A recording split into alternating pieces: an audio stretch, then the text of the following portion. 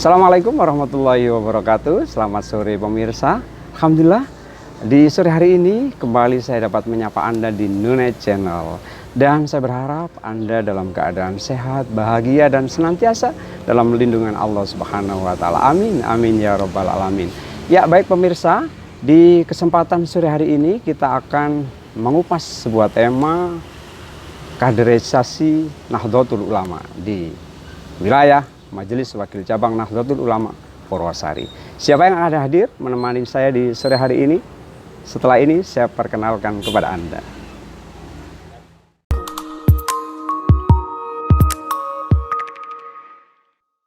Ya pemirsa, senang sekali, saya bahagia sekali di sore hari ini berkesempatan hadir di studio Nune Channel, seorang narasumber yang luar biasa tentunya. Beliau seorang anggota DPR dari fraksi PKB dan beliau juga salah satu wakil ketua di pengurus Majelis Wakil Cabang Nahdlatul Ulama Purwosari. Assalamualaikum Pak Abdul Karim. Mas Bagaimana Agus, ya. kabarnya hari ini? Alhamdulillah. Sehat ya? Alhamdulillah. Sehat dan bahagia. Dan tentunya. bahagia, harus bahagia. Harus bahagia. Setiap saat, setiap waktu kita. Karena bahagia itu Pak Karim menyehatkan. Ya, dan kita jangan mencari bahagia itu, tapi ciptakan bahagia itu. Ya, Pak Karim. Ya. Kita tahu Pak Karim ini sebagai salah satu anggota Dewan Perwakilan Rakyat di Kabupaten Pasuruan dari fraksi PKB. Membagi waktunya sulit tentunya. Saya lihat banyak aktivitas yang digeluti. Juga tercatat sebagai ketua PC Gerakan Pemuda Ansor juga. Saya begitu apresiatif ya melihat Pak Karim ini begitu banyak aktivitas yang dilalui dan kelihatannya, dan semoga bukan hanya kelihatannya, semuanya maksimal dilalui. Santai tapi. Ya. Boleh cerita-cerita sedikit Pak Karim tentang aktivitasnya di hari-hari ini. Oke, alhamdulillah ini barusan tadi saya mulai Senin kemarin sampai tadi jam 2.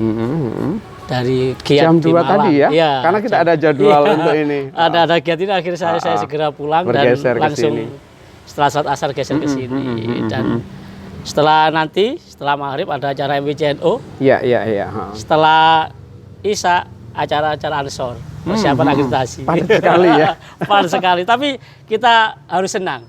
Senang akhirnya. Semuanya dilakukan dengan enjoy, dinikmati. Kalau enggak ini bisa stres Pak Karim. Oh iya Mas Agus.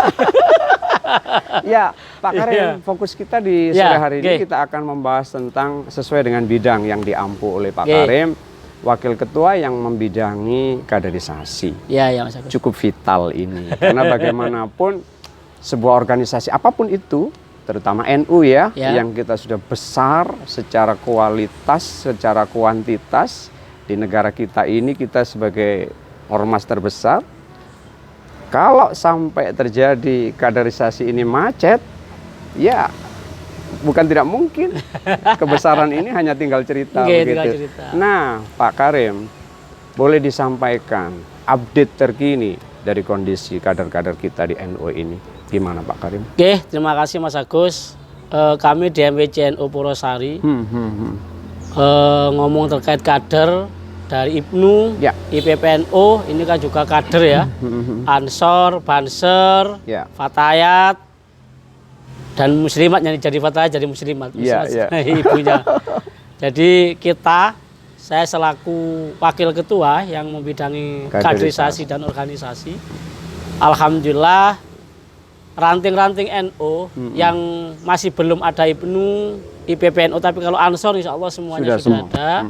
Dari 19 ranting, dan IPNU hanya sebagian saja yang tidak ada. Kami terus. Itu pun hari ini on progress. Dalam rangka pembentukan. Dalam rangka terus harus ada IPNU, IPPNU karena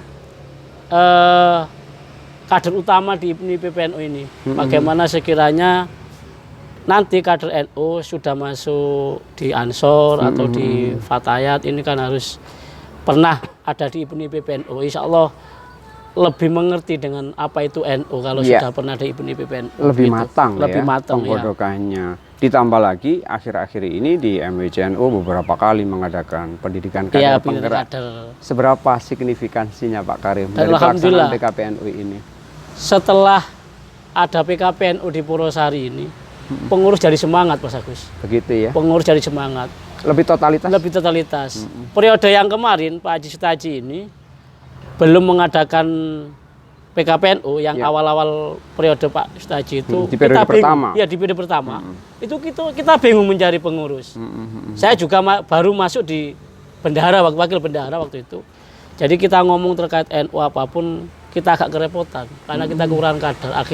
Akhirnya Pak Haji Sutaji ini di periode pertama sudah mengadakan PKPNU 3 kali. 3 kali ya. Dan alhamdulillah yang pertama itu di Sukoharjo, yang kedua di pesantrennya Yai Son Haji. Yai Son Haji, pengurus-pengurus harian kayaknya. Jadi kedua di sini di Sengon Agung, ketiga di Sumberjo. Dan yang keempat itu khusus Bandung Perempuan di Bakalan waktu itu. Kemarin. Alhamdulillah. Dan pesertanya cukup sangat antusias dan banyak. Dan loyal kepada Nahdlatul Ulama akhirnya. Kalau setelah mengikuti kegiatan pendidikan kader ini. Seberapa signifikansinya Pak Karim kader setelah mengikuti pendidikan kader penggerak ini, adakah perbedaan yang begitu signifikan daripada sebelumnya? Minimal dari sisi knowledge-nya terkait Nahdlatul Ulama ini. Sangat jauh sekali. Artinya dulu itu orang menganggap bahwa NU ini hanya istighosah, tahlilan gitu tahlilan, ya. Itu dan sebentar-sebentar urunan. Setelah PKPNU, kalau dulu kita ngomong terkait urunan ayo sangat repot. Akan tapi setelah PKPNU, Masya Allah, belum ditaruh sudah urun duluan. Dan jangan sampai mengejek NU setelah PKPNU.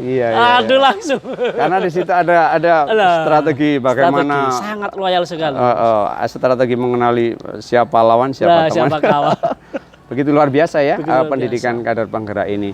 Nah, Pak Karim, kalau kita bicara idealisme kita tidak mau sekali lagi dikatakan bahwa Nahdlatul Ulama ini identik dengan kaum yang terbelakang. Misalkan ada yang menyampaikan seperti itu dan suka dikompar, dibanding-bandingkan dengan ormas yang lain.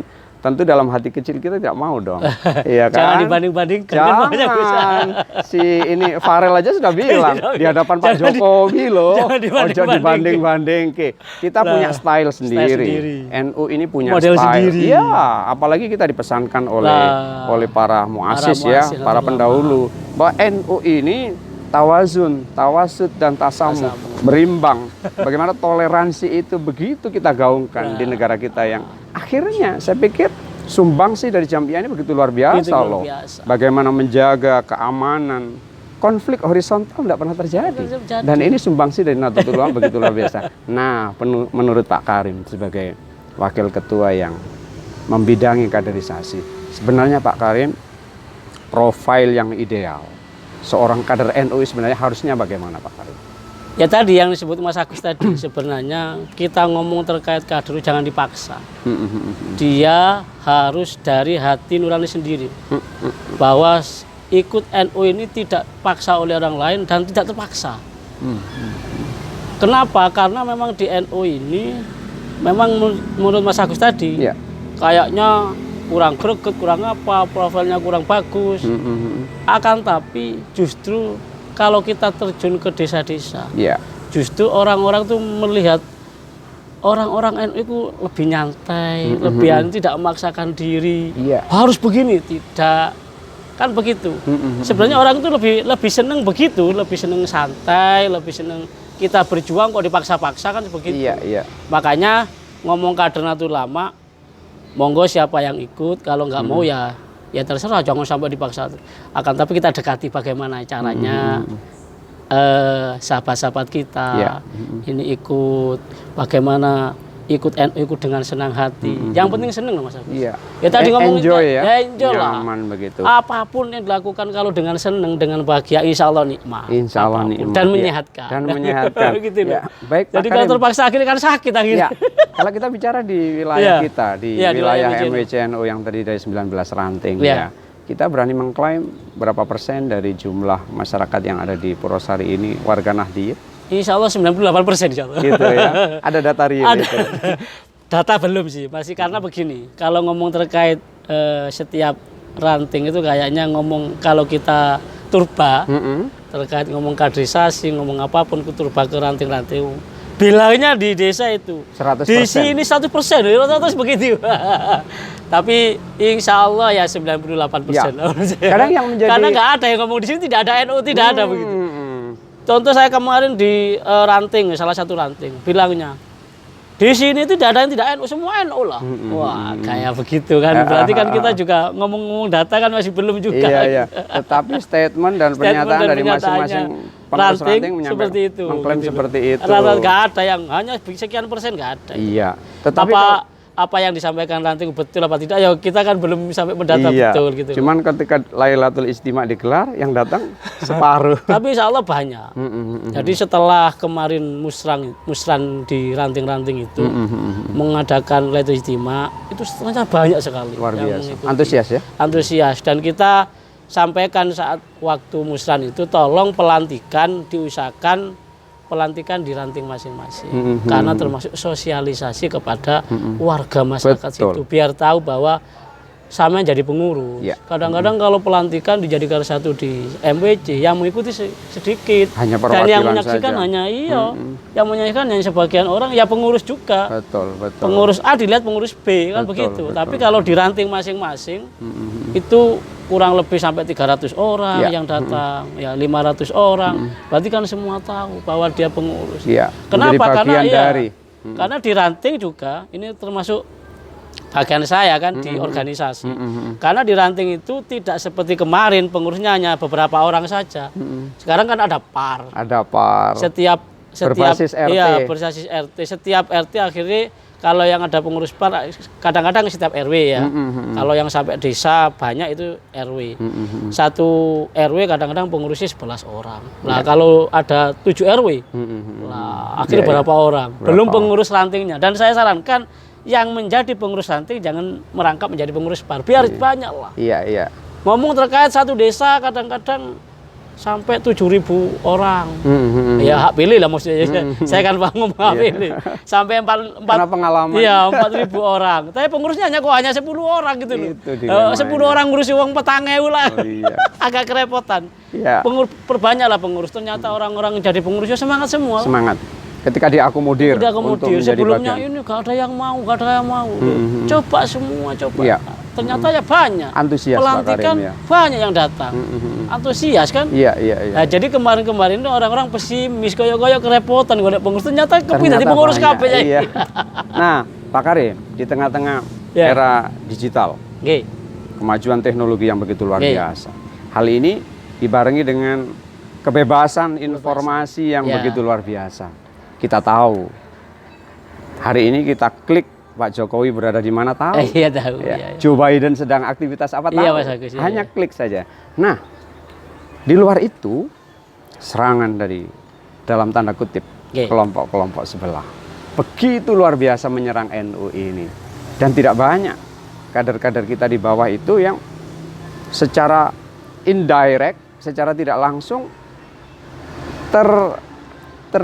terbius ya dengan dakwah yang dilakukan oleh teman-teman. Bagaimana strategi kita menjaga kader-kader ini untuk tidak terkontaminasi paham-paham? Dan saya sering menyampaikan saat-saat di Pemuda NU, di Ansor, Banser, yang mengerti hari ini, yang selalu megang HP ya, yang selalu di media pegangnya di Facebook apa. Saya sering menyampaikan, jangan langsung percaya dengan apa yang disampaikan di dalam itu. Ayo kita pelajari dulu. Ini betul apa tidak? Karena kebohongan hari ini itu bisa disampaikan di publik dan kita tidak tahu ini bohong atau tidak. Maka harus kita pelajari dulu. Dan kita cari informasi. Kalau memang kita dekat, ayo kita tabayun kepada orang. Jangan langsung percaya. Oh iya Kak. Dan hari ini ngomong terkait kayak kemarin lah ya. Kayak kemarin waktu COVID-19. Ada yang isu di Facebook banyak bahwa ini apa itu buatan apapun. Jadi konspirasi gitu kan. Ternyata banyak korbannya. Banyak korbannya. Masa pemerintah ketika kepingin apa ya? Mengorbankan masyarakatnya. Masyarakat. Tidak mungkin itu. Itu omong kosong lah, hoak gitu lah. Kalau kita sebagai orang cerdas ya. Dan insya Allah kader-kader NU sekarang banyak yang cerdas lah. Artinya bisa mulai melek mengetahui teknologi. Bisa mengetahui ini benar dan salah. Insya Allah begitu. Jadi bagaimana kita ini menerima informasi dari luar tidak langsung kita konsumsi kita terima, ya, tetapi ada filter. Ya sebagaimana kita yang disampaikan oleh guru-guru kita. Kalau kita ngaji harus ada gurunya. Jangan ngaji di YouTube. jangan ngaji di Google, bahaya ini nanti. Begitu masif Pak Karim hari ini serangan dari kelompok-kelompok. Iya, makanya kan kami sering menyarankan, ayo kita melek ke media ini, jangan sampai kita diam. Kalau ada suatu hal yang mungkin itu salah, ayo kita sampaikan juga di media. Kadang-kadang kita kan tertutup, iya, gak ngurus kan begitu. Bapak wis sing kuno-kuno gini-gini kan seperti itu kadang-kadang. Saya sering nyampaikan, ayolah kita ngomong di media bahwa itu salah. Contoh ada ustadz mengatakan dalil begini, itu kan salah. Tapi kita diam, ayo kita cari ustadz, kita langsung kita ngomong di media bahwa itu salah, yang benar begini. Dan alhamdulillah insya Allah kader-kader NU mulai seperti itu sekarang. Dan hari ini terbantu dengan situs-situs online. Makanya seperti NU. Kegiatan seperti ini harus kita dukung terus. Kita sampaikan, ayo pengajian-pengajian di ranting. Dihidupkan dan digalakkan kembali. Dan maksudnya dimasukkan ke Facebook, ke media apa, biar semua tahu lah. Orang ranting itu alim-alim sebenarnya. Alim-alim, ya. Ilmunya Bang juga luar biasa. Masail di MBCNU sendiri seperti itu. Ya kan? Kan seperti itu. Okay.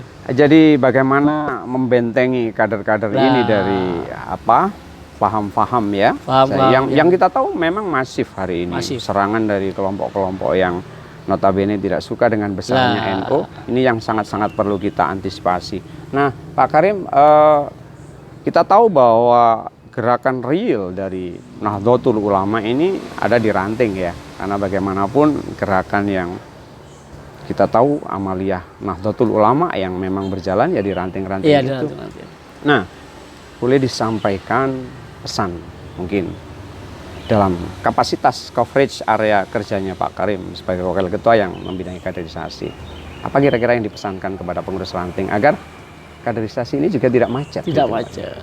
Oke, saya kepingin ngomong sebenarnya sudah sering kami sampaikan kepada pengurus ranting Nahdlatul Ulama di wilayah Kecamatan Purwosari bahwa ayo kita semangat mengurusi NU dan ngomong kaderisasi. Bahwasanya banyak pemuda dan pelajar di ranting-ranting itu yang tidak mengerti NU, sebenarnya dia itu adalah anak NU. Anaknya orang NU. Ya, anak-anaknya orang NU. Lahir dan besar sebagai warga NU. Warga NU. Tapi akhirnya tidak tahu. Maka dari itu kami mohon kepada semua pengurus ranting, ada tetangga, ada anak kita, ada sahabat-sahabat kita yang punya anak mungkin dia tidak mengerti NU dan tidak pernah mengikuti kegiatan NU, ayo kita ajak agar mengerti NU sebenarnya.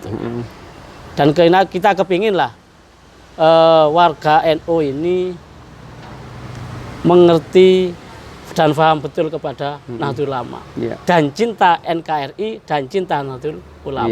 Jadi ber-NU dengan total begitu. Ber-NU dengan total. Karena bagaimanapun apa yang diajarkan di Nahdlatul Ulama sangat selaras Pak Karim dengan kondisi negara kesatuan Republik Indonesia ini, bahwa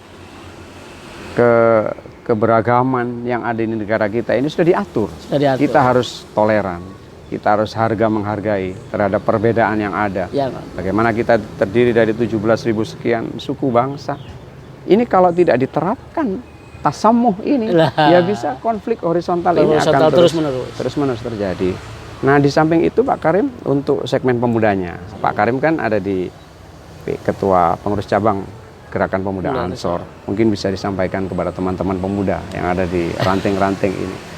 Ya, sahabat-sahabat pengurus ranting Ansor se-Kabupaten Pasuruan, ini pompong saya ada di MWCNU, suruh menyampaikan kepada sahabat-sahabat yang ada di ranting Ansor se-Kabupaten Pasuruan, baik Ansor Banser, ayo terus kita khidmah kepada ulama, khidmah kepada Ansor Banser dengan niatan bahwa kita mendapat berkah dari Allah SWT dengan khidmah ini dan tidak ada punya niatan macam-macam. Insya Allah semua akan berjalan dengan lancar sesuai dengan harapan kita semua.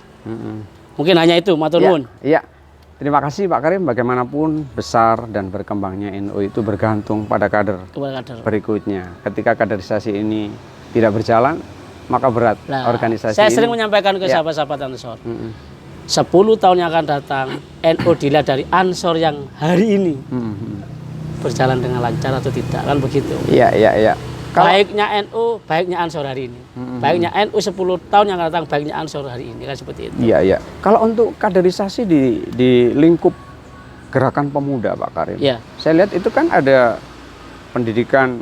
Ya, kalau di Ansor PKD, itu PKD, PKL, PKN. Sampai hari ini terus berkesinambungan itu.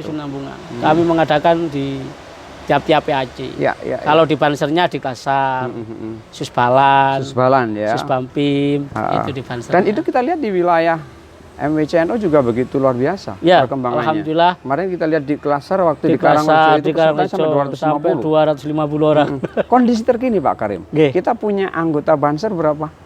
Kalau di Pasuruan yang terdata masih 5.000, 5.030 berapa? Kalau kita bicara di lingkup MWCNO Purwosari?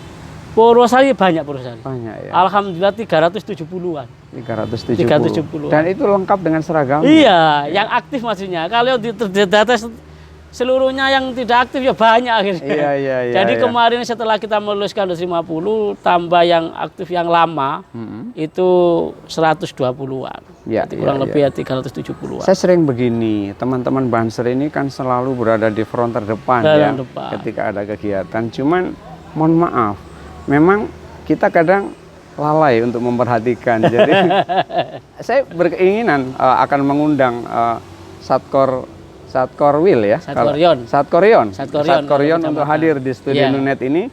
Kita akan ajak ngobrol nanti, karena saya begitu apresiasi melihat semangatnya yang begitu luar biasa. Tetapi kalau orang Jawa bilang itu jarang kereken. Dan hari ini komandannya ada di sini. Saya sering bilang ke Banser itu, besok Banser itu masuk surga sebelum kiai. Kenapa? Karena kalau ada yang jaga kiai Banser. Iya, karena kalau ada pengajian sebelum kiai datang Banser datang duluan dan survei lokasi. Besok mau ngasih surga, saya survei dulu ya. Akhirnya masuk surga dulu. Setelah itu kiainya suruh masuk dan Bansernya nggak mau keluar sudah. Ya. Begitu luar biasa. Saya pernah lihat hasil survei di PBNU Pak Karim, bahwa yang dari sekian banyak banom dan organisasi sayap yang ada di NU ini, nomor 1 itu tingkat militansi dan totalitasnya adalah Banser nomor 1. Itu survei dari PBNU. Dan yang nomor 2 itu ibu-ibu muslimah. Ternyata kita NU ini masih ada di bawahnya. Saya kadang malu ya, karena memang secara real kita lihat teman-teman Banser ya. Di dalam setiap kegiatan apapun itu begitu totalitasnya. Teman-teman Banser ini kalau sudah kita bicara keselamatan para kiai kita, mereka apapun dikorbankan untuk menyelamatkan para kiai ini. Memang kenyataan Mas Agus, kalau ada kegiatan Banser itu datang lebih dulu. Saya punya kegiatan 15 hari sekali itu sholawatan subuh. Dia jam 3 sudah datang. Sudah standby ya? Sudah standby Mas Agus. Pulangnya lebih siang gitu loh. Kalau kita kan seperti Jumatan, datang belakang, pulang duluan.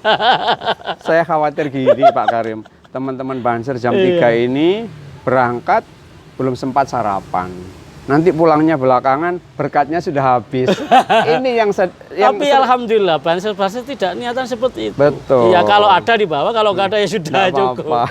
Gitu loh. Memang ada kadang-kadang bilang bahwa Banser berani mati tapi tidak berani lapangan. Ya luar biasa ya. Jadi yang pertama memang Banser. Dari survei PBNU itu. Dan memang tepat waktu Mas Agus. Ya betul. Undangan jam 3, datang sebelum jam 3. Saya dulu baru di Ansor begitu. Kami undang jam 1, gak mungkin lah Banser datang jam 1. Setengah 1 sudah datang. Standby. Dan berseragam lengkap itu. Dengan sepatu yang sulit loh nyopotnya.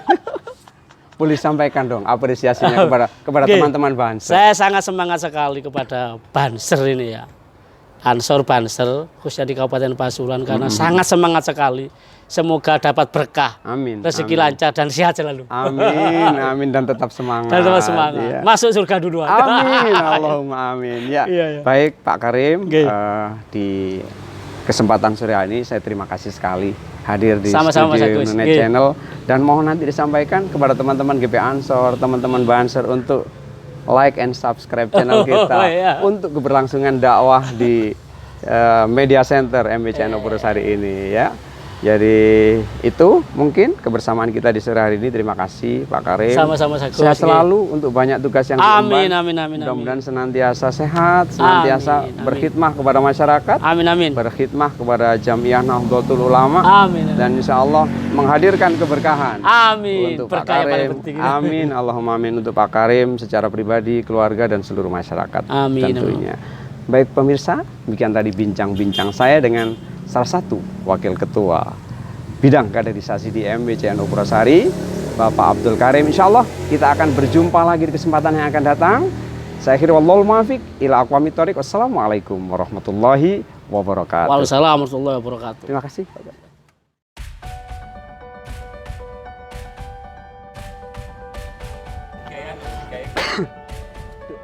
Durasi berapa?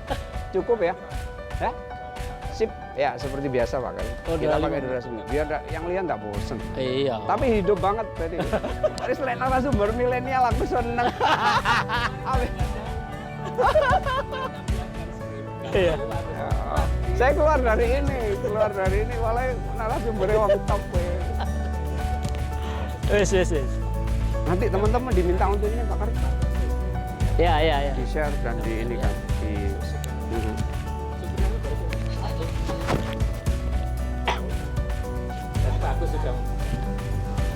Iya, engko di WA.